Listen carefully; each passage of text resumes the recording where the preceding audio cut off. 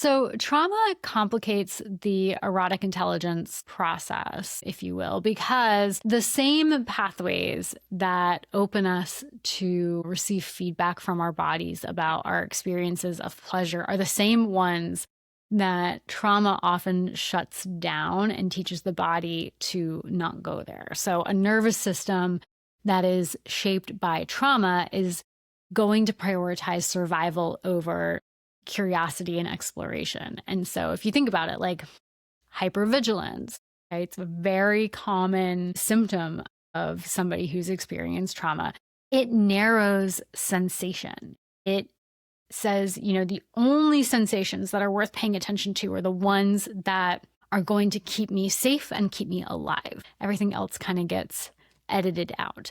And dissociation blunts it even further, right? It says, the hell with this. Like, I'm not even going to stick around here to tell you anything about what's going on. I'm peacing out.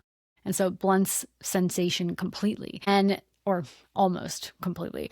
And sometimes even the idea of arousal, like erotic arousal, that can feel really similar to a sense of being in danger, right? I don't know how many of you have ever heard about this whole idea of like, the feeling of excitement and the feeling of anxiety can feel very, very similar to people. And sometimes folks have difficulty knowing which one is which.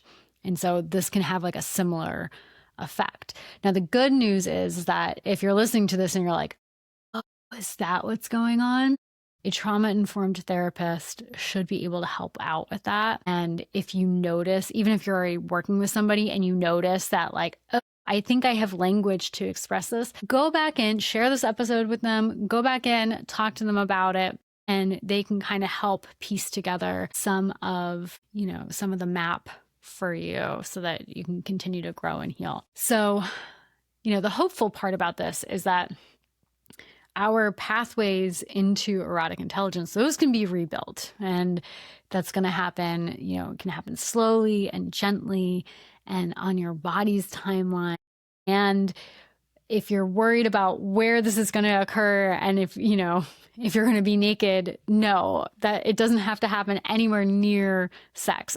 It can, and that is not a requirement. So you're good as far as that goes.